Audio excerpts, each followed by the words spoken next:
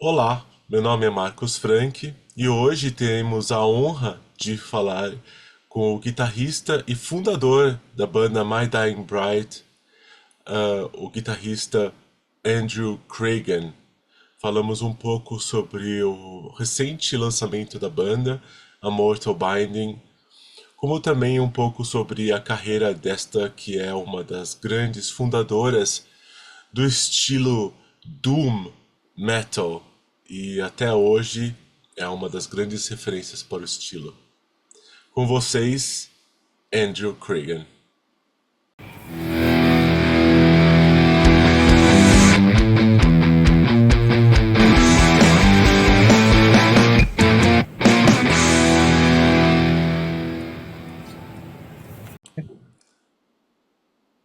So, Okay.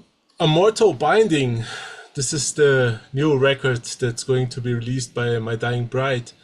Tell me a little bit about the sadness and the sorrow and everything that comes with it. It has to be like so challenging to write about such sad themes. Well, for us, not necessarily so. We've become quite accustomed to it. I think is probably the best way. We don't really have to try. It's sort of, particularly for me, for the musical side of it, it's very much second nature now. Um, and we know what My Dying Bride should be doing, and we know what My Dying Bride is, and within our boundaries, if you will. So for us, it's all quite normal as long as it feels genuine, which is sometimes difficult to do, but as long as it feels genuine, that's the kind of effect that we're aiming at. And the rest, the actual lyrical side, that's I think there's plenty of real, misery in real life now, so we don't have to look far for inspiration. Not at all. It's kind of interesting that you guys use the violin like almost the whole discography. Um, is it still something important in your music, the violin? Yeah, very much so. When we rehearsed a lot, and I mean a lot, over a year of normal rehearsals for this album. And what we do with Sean, who plays the violin, he knows the drill, but I'll say it out loud. We say play on everything, play on every riff, play on everything, whether it's got guitars on or not, you play, and whether it's violin or keyboards, play. And then what we do is we fine tune and bring it right down, right down, right down. So he will play like maybe 3 weeks worth of music, and then it shows up for just 30 seconds on the album. But it's just the right part. So it's very important, and he understands why. He's not, he's not being left out on purpose. It's just to bring the violin precisely when it sort of should be. Uh, we did have a time where we left the violin. Uh, it probably was a mistake if we look back, but we thankfully we brought it back fairly quickly. Um, and yeah, we wouldn't be without it now. It's integral to what we do, and I love it. I think it adds an element that it allows the guitars to sit back and not try too hard and in and amongst the vocals. It's a great instrument to have. Yes, it's super interesting that at some point it even gets messed. It gets like the lead part of a song, even where normally the guitar would go, it goes to the violin, right? It's interesting. Yeah, sometimes that's by accident, and sometimes that's by design. There, because we practice so heavily on this, we had elements where the violin lines became guitar lines, and the guitar lines become violin lines, depending on how. Well, it may start as a violin line. You think, well, I quite like that. Let's see what the guitars make of that, and it may be better, it may not.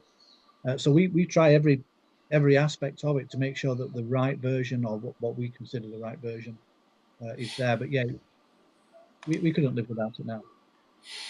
And the second single, the second of Three Bells, is super emotional and super hard for who is also seeing the video.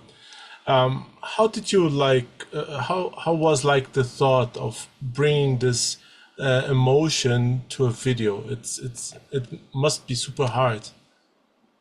the the hardest part was we had a small budget from Nuclear Blast to do three videos actually. We have a third a lyric video coming out soon. So we had, and the second of Three Bells didn't have the same amount of money that the first video had. So the first part making it difficult was that we had less money. And the second part is, or the second part that's difficult is the song and the music are hard because we have, I mean, we can't do Lord of the Rings or a full Star Wars epic. We have to just do what we can do.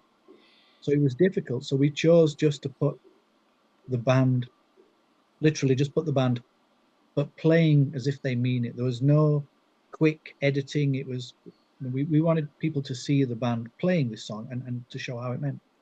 Now there were some elements of metaphor dropped in there with the sort of strange acrobatics that we have, with the elements suggesting being drawn away from life, let's say, because obviously the song itself is basically our version of a modern funeral march, particularly towards the end. So it's difficult to get in video what's actually in your mind, considering the nature of the song. So in the end, what we essentially tried to do was just try and make an interesting video. If it can link to the song in any way, fine. But overall, just try to do an honest and sort of genuine feeling of this is what the band looked like doing this. And when you go like to other song names as the Apocalyptist or A Starving Heart, the names are kind of appropriate to the cover you guys have chosen for this new album. It looks like heavenly, but also so dark. What does it has to do with the band nowadays? Is it like something that comes from the band or from the world you guys are living in? Well, both. I mean, both. The cover is tricky again. The balance of what the band perceive the album cover should be versus what the artists themselves sort of perceive that the album should be. But the cover is based on all of the lyrics, all of the titles, and obviously the name My Dying Bride and the album title all at once. So he's kind of compressed this into his version. I mean, if we spoke to a different artist, we would get very different results. But on this one, it's clearly there's some metaphor there. A mortal binding suggests that the clock is ticking. We have to maybe take advantage of what we have now because, well, we're not here forever. And My Dying Bride being, as they are, we tend to lean on the macabre side of life, the darker side of the sort of musical topics. So I just think the cover it's not for everybody. There's some the original cover, there's some disgruntlings in the band themselves that didn't agree with it, but we got there in the end. But there was one thing that the artist said that stood out for me. With the world being as crazy as it is right now and so much turmoil and pain everywhere, he tried to do an album cover that was soothing. And I'm not entirely sure if he's trying to save the world with our album cover, but it's a good attempt if he is, and it was just a strange line that in one of his emails that he typed. Thinking, well, that's such an odd line to say, but it seems to work. People enjoy it. So far, most people like the cover, so we're happy enough with that because we know they can be very risky sort of projects. Yeah, and as soon as you listen to this whole weight, it's like been 4 years since I've not listened to a new My Dying Bride album, and it's interesting that when you hear My Dying Bride new material, you get like the weight of doom. So it's interesting to have the comeback of My Dying Bride after so many years, and it's still so dark, and it's doom, and it's full of darkness. But at the same time, you have like a bit of light everywhere, and it comes mostly from the guitar lines. How is it like writing, even though you're writing in a smaller scale, you bring light to the song? I don't know if I have an answer to that. I didn't think of it like that.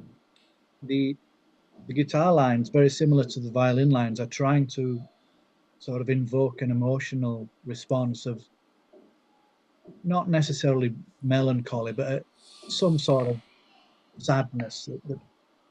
They are lamentations, or they're trying to be lamentations, and the harmonies are supposed to be emphasizing. The fact that they're cheering you up means we're getting it very badly wrong. we shouldn't be doing, we shouldn't be doing that at all. We've fucked that right up. So no, I didn't think of it like that. I thought we were doing. I mean, what we've deliberately done is try to write memorable lamentations, ones that you don't think, oh wow, I've heard it and now I forgot it. I've heard it now I forgot it. Something that fits, that's not too dull, not too monotonous. It's a tricky balance because obviously the violin has got a spot that, so we didn't want to steal from the violin. But I didn't realize we were bringing light to the riffs. That's new. That's No, it's because at some point, even though you listen to like older records from My Dying Bride that are like devastating to hear, because when you like a map of all our failures was like devastating to hear. It's all our failures on an album. It's, that's a it, difficult record to love.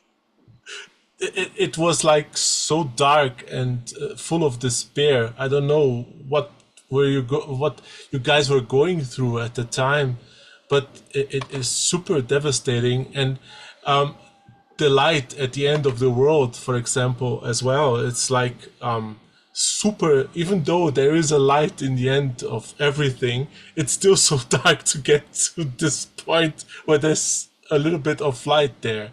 So I don't really understand. I can't quantify exactly what makes us or makes me like that. You know, when I'm writing the music, these are just the sounds that I create when I'm happy.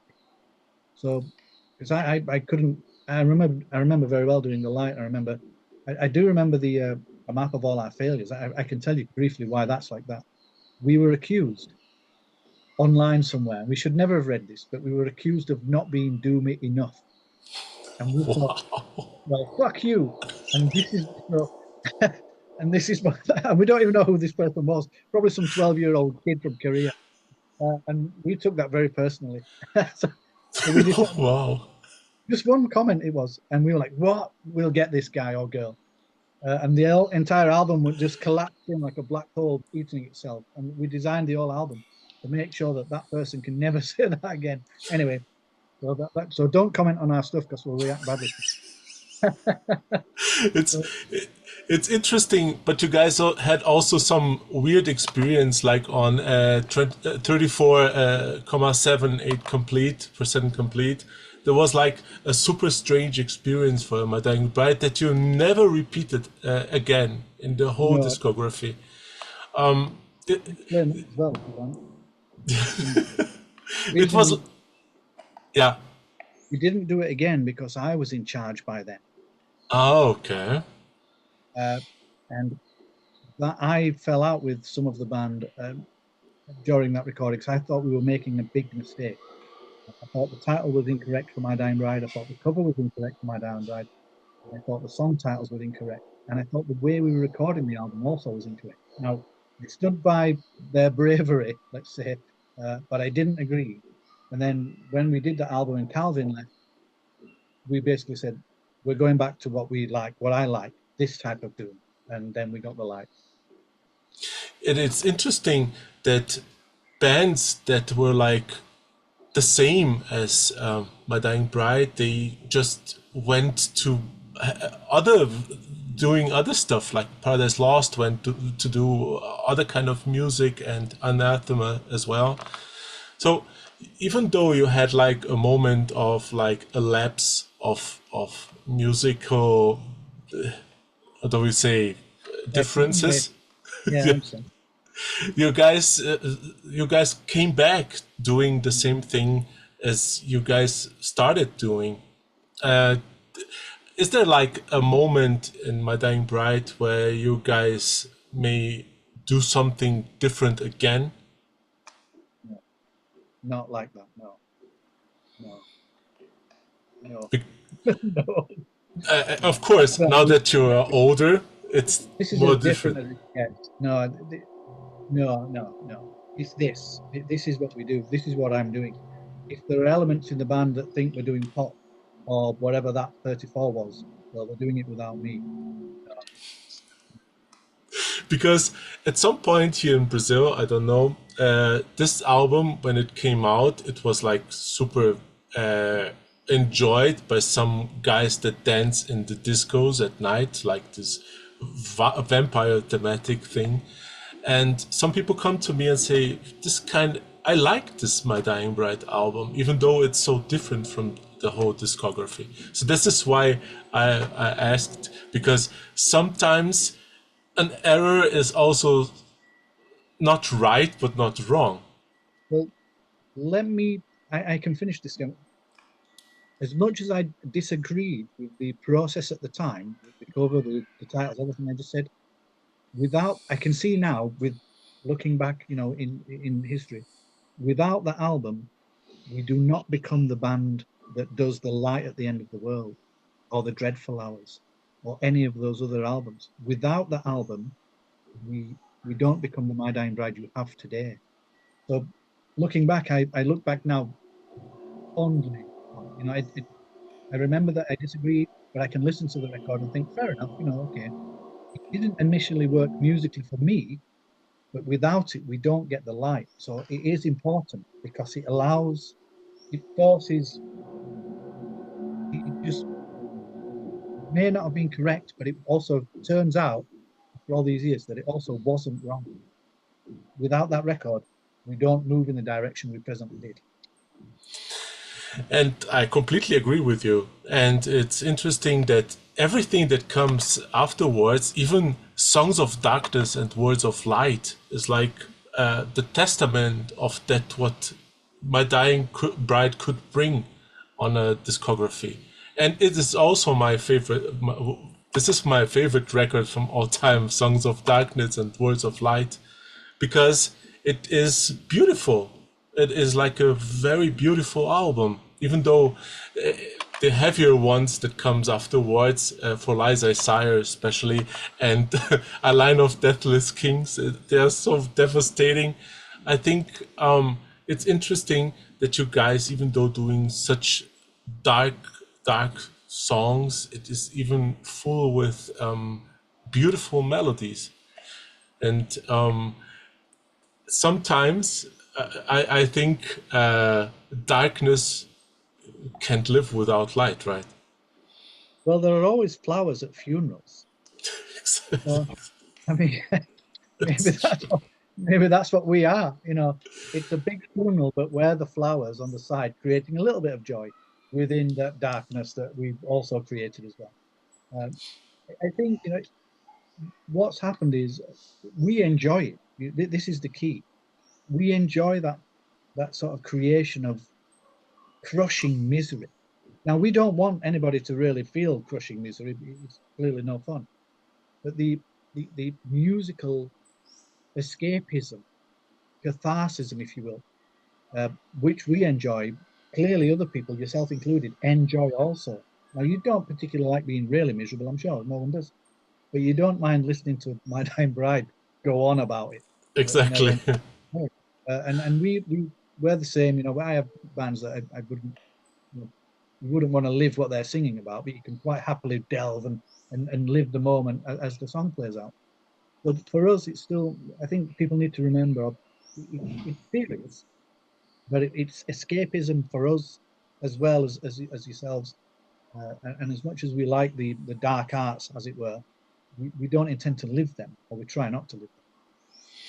Yeah, I would consider My Dying Bride the John Milton in heavy metal industry. I suppose that's Paradise Lost. Paradise Lost, that's exactly. But still, it's Paradise Lost has found its way again when they released their two latest records. They're kind of more aggressive, but but this dark mood, this kind of crushing misery feeling when you hear something and it comes down like from darkness, just I just hear that on My Dying Bride. I can't hear that from anyone else.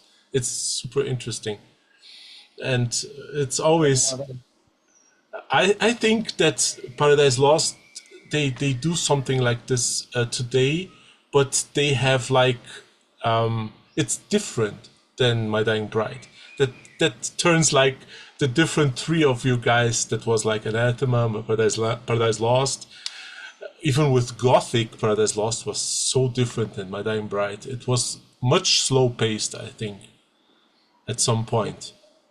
I remember when that first came out, I was surprised at the album completely. I was surprised at the cover, and then pleasantly surprised just how well received it was, because I knew that we weren't doing that.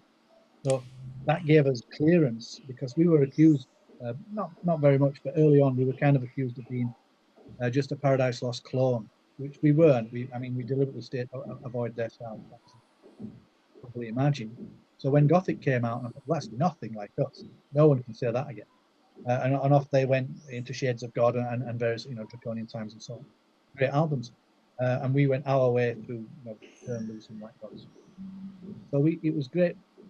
For me, it was great being part of that scene, which we didn't really know where it was going. No one had any real concepts of what was taking place.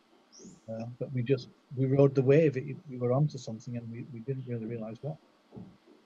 Yeah, it's interesting to hear that, because at least when you say something about My Dying Bride, everyone says we need to see My Dying Bride live in Brazil at some point. You had the chance to play in Rio, but not to play in Sao Paulo. When will we have the chance to see My Dying Bride live in Sao Paulo? I don't know. Yeah, I'm sorry. I really, really don't have a real answer for that. And to try and give you some understanding, My Dying Bride is not a full-time band. We all have very much normal jobs, and sadly that drags on our time, as you can imagine. And obviously, it means we have to ask permission to leave work and all those kind of things. So that's one difficulty, and also the distance, because we would need more than one gig for the promoters to make it make sense and all those kind of things. So the sad real answer is I don't have an answer. But on the plus side, on this sort of, if there is a light at the end of this world, we do think about it. We do try, and our agent does listen to various promoters and tries to get things going. But we, well, like everybody else, we're at the mercy of how it all works and how our professional jobs keep us sort of not necessarily held back, but it's all got to align, which is sometimes true. And a lot of shows have been cancelled lately. I hope everything is okay with My Dying Bride, and I hope you guys continue on, because My Dying Bride, even though you guys are so dark, you guys are a light in so much darkness. Yeah, we have some problems to sort out. Some people have some personal problems that we need to sort of overcome. It's not insurmountable, but we're actually trying to, because we're aware now that a festival said something they shouldn't have done, and that was a bit unfair of them on us. So we now have to do a proper statement, and we were hoping to have it worded collectively and cleverly, so no more speculation can take place. Because I know people are concerned, because obviously people they care for the band in ways that we didn't expect. But I reckon we'll be okay. Everything's a little bit messy right now. We have some things we have to organise and iron out, let's say, but it's not insurmountable. Okay then, Andrew. Thank you so much for your time to talking to us. It was an honor to meet you. And well, let's see if we get to see each other soon. I hope so. Fingers crossed. Thank you so much, Andrew. Bye-bye. Bye-bye now.